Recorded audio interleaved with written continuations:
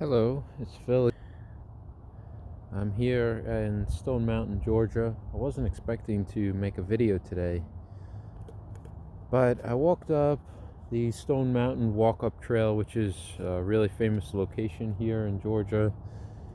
You can see for miles and miles, and it's about a mile hike up and down. Anyway, that's a big tourist spot, a lot of people. But I found out there's a lot of other places to go here, and right now I diverted off the walk-up trail to another trail called the Cherokee. That's right at the entrance, the main entrance to Stone Mountain. And it's real quiet and nice here. So let's check it out. Here's a look.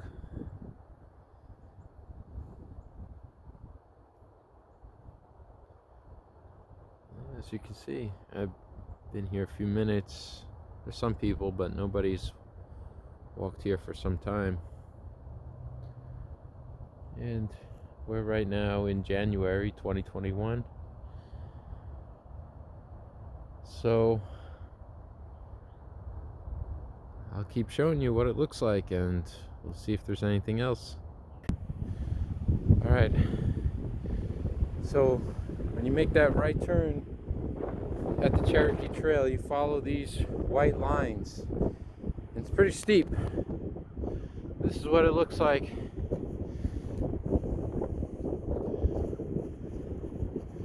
You just gotta look for them on the ground and just keep going up. You know, you're not gonna see a lot of people here. Definitely not as much as up the walk-up trail. However, at some point we're supposed to intersect with the walk-up trail. Okay. Keep following the white lines.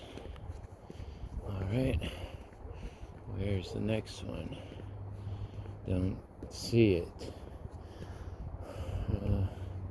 I had a fork in the road. Alright. Cherokee Trail, Stone Mountain, Georgia. So, as I was saying, you get to this point where you start out the Cherokee Trail and it intersects with the main walk-up trail. It's going to become pretty obvious if you're here during daytime hours, because you're going to see people, especially on the weekend. So it intersects with that, and then it becomes a little difficult to follow. You got to really look for those white marks, because it's, at least for me, it wasn't obvious.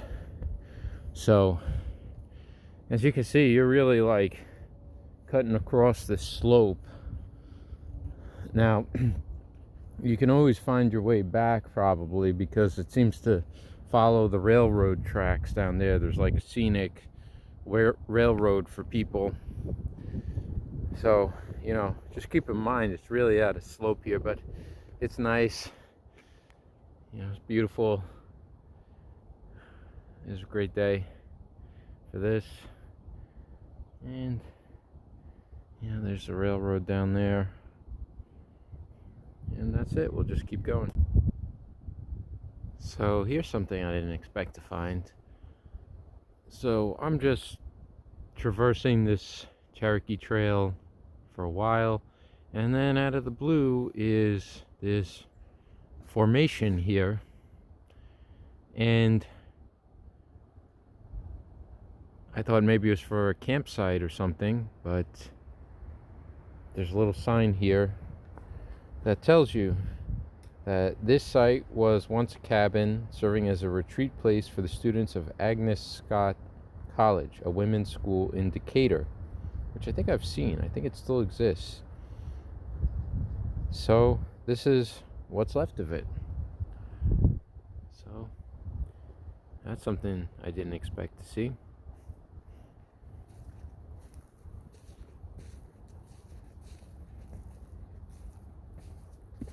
Yeah, you can see this is sturdy. Yeah, there's a chimney.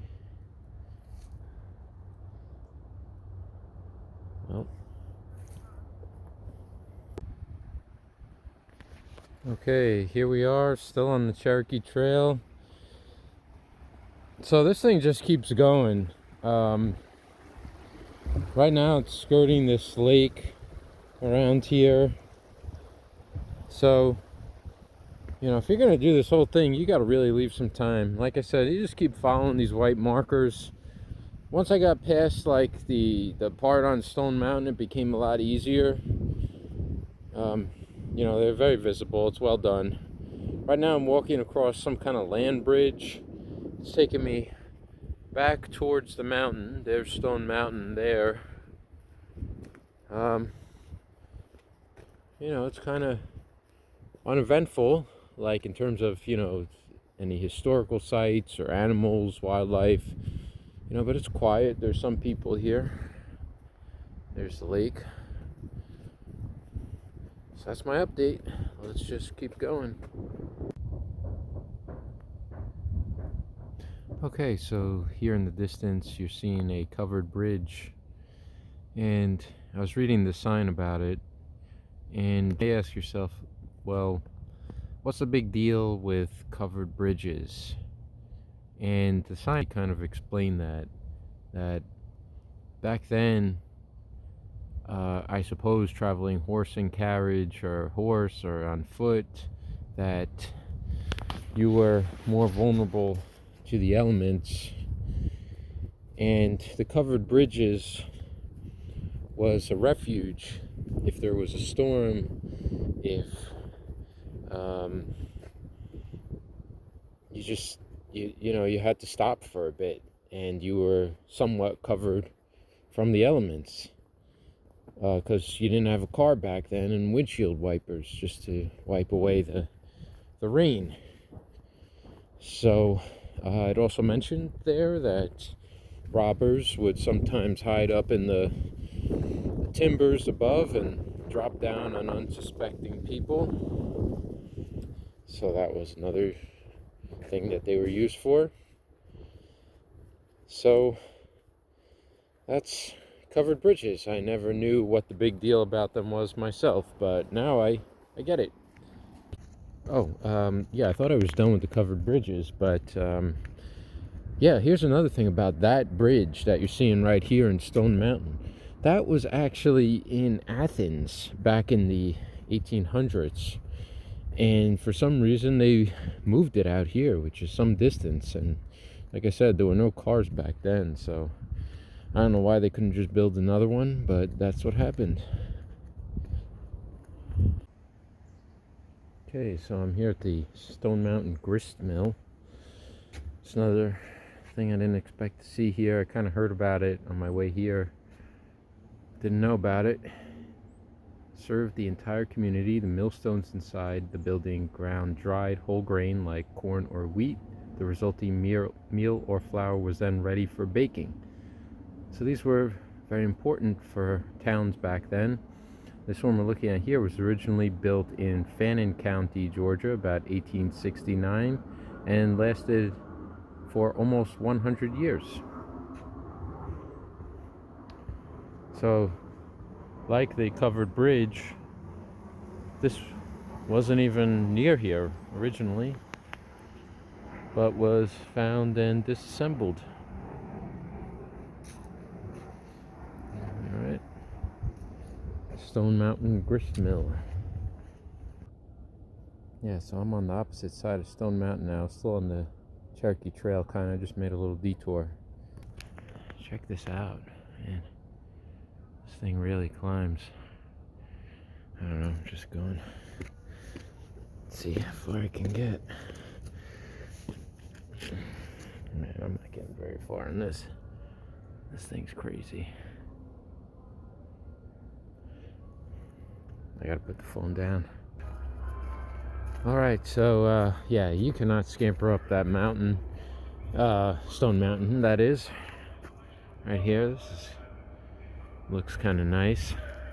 Yeah, there was a lady telling me that if you go some ways like near the quarry, there's some parking over there, and the slope is a little gentler, as she put it, and you can then actually get up to the top over there. I don't know.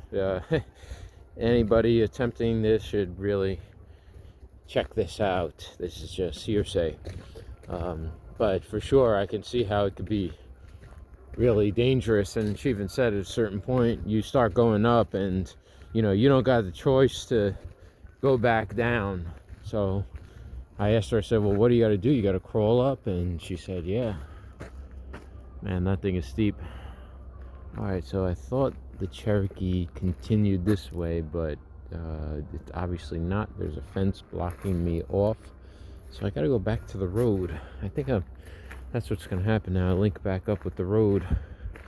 It's a little confusing over here. Wow, so I didn't even know. There's no sign for it that I saw, but here's the monument to people from the Confederacy. I believe it's Generals Robert E. Lee. I'm going to check it out in a second, but yeah, you just kind of turn a corner and there it is, what Stone Mountain used to be famous for. This, I believe, inspired Mount Rushmore. It's carved right into the mountain here. Let's see if I can get it. Yeah, that's what it is. Well, here we are, where we started. So, just did the whole circumference of the Cherokee Trail, and that was unexpected. I really enjoyed it. Maybe even do it again. So I'm back on the connector trail, and this will lead back to the main visitor's entrance.